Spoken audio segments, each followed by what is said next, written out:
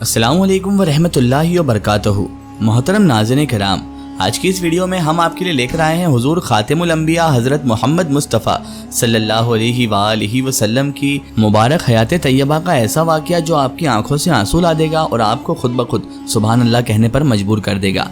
ये वाक़या है अल्लाह के रसूल सल्लल्लाहु अलैहि वसल्लम और आप ही के एक सहाबी हज़रत जाबिर रदी अल्लाह ताला अन्हु का।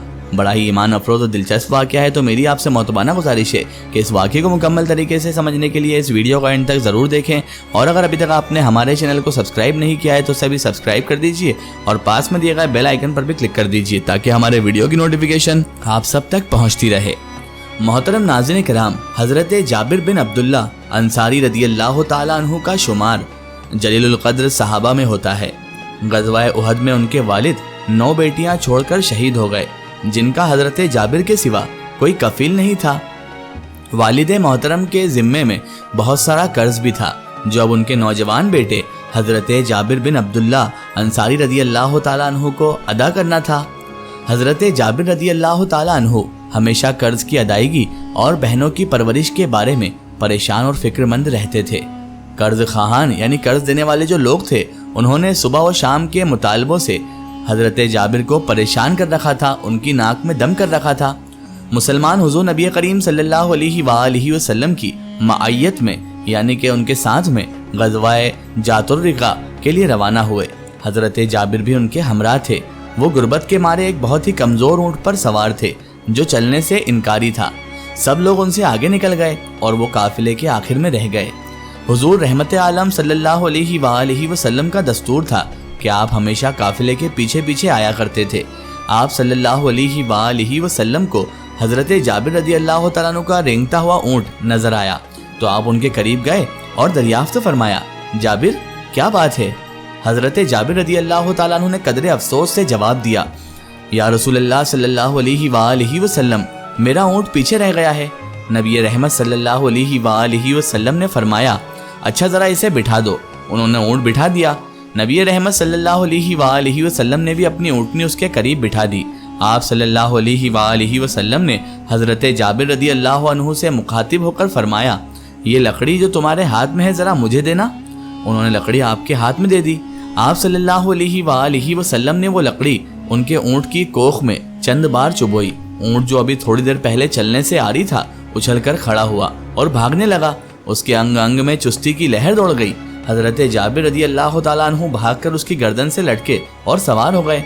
अब वो हुजूर अकरम सल्लल्लाहु अलैहि वसल्लम के साथ साथ चलने लगे और खुशी से फूले नहीं समाते थे कि उनका कमज़ोर और बेफ़ायदा ऊँट अल्लाह के रसूल की बरकत से पहले की तरह तेज़ रफ्तार हो गया है।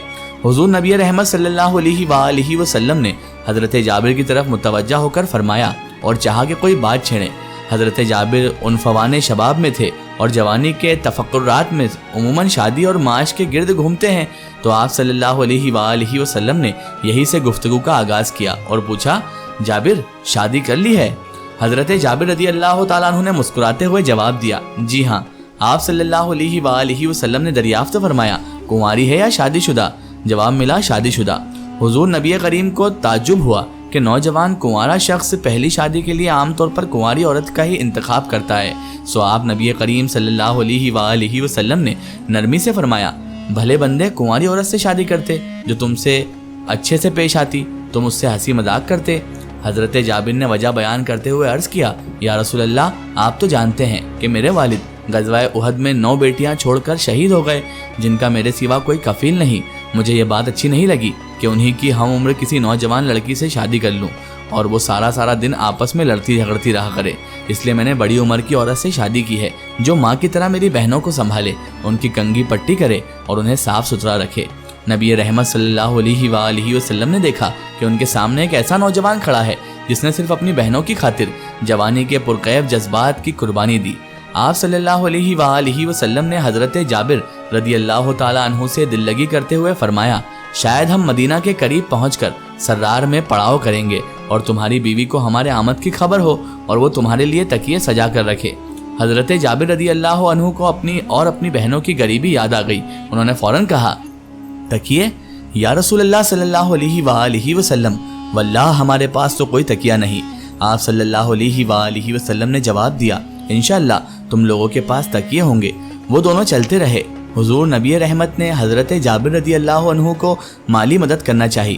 آپ صلی اللہ علیہ وآلہ وسلم نے ایک بار پھر انہیں مخاطب کیا اور فرمایا، جابر اپنا اونٹ مجھے بیچتے ہو؟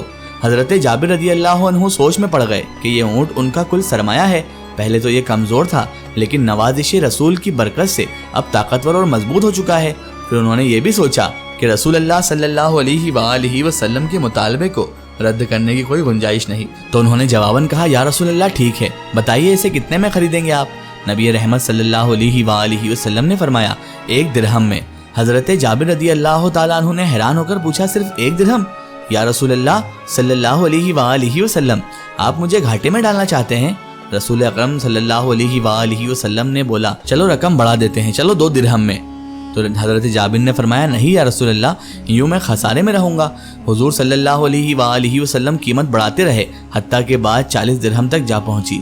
حضرت جابر نے مطمئن ہو کر کہا، اب ٹھیک ہے، لیکن ایک شرط ہے کہ میں مدینہ پہنچنے تک اونٹ پر سوار رہوں گا۔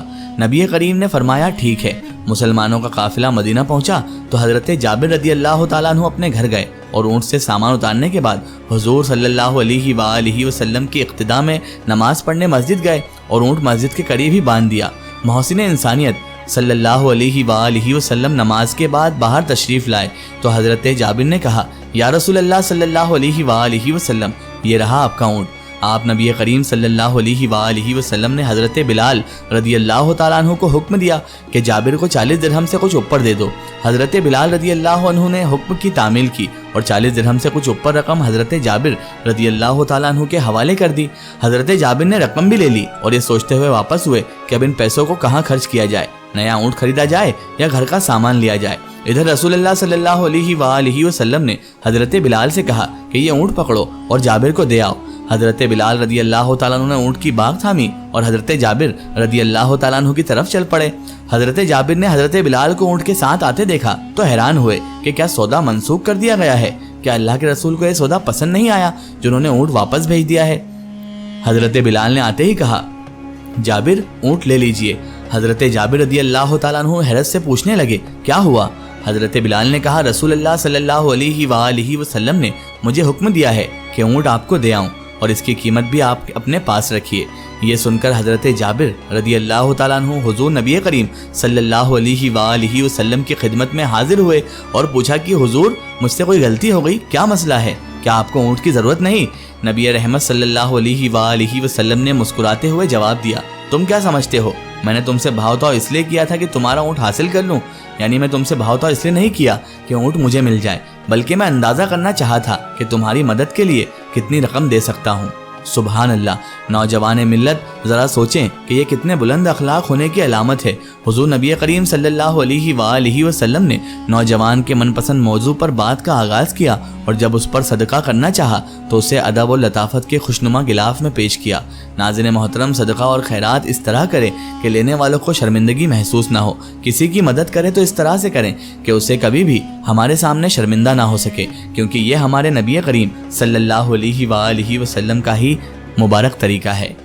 واللہ عالم بالصواب۔ آخر میں اللہ تعالیٰ سے دعا ہے کہ اللہ تعالیٰ رسول خدا صلی اللہ علیہ وآلہ وسلم کے صدقے میں ہمیں بھی ان کی مبارک حیات طیبہ پر عمل کرنے کی توفیق عطا فرمائے اور ہمیں ہر برے کام، ہر برے اعمال سے بچائے رکھے اور صراط المستقیم کے راستے پر چلنے کی توفیق و رفیق عطا فرمائے۔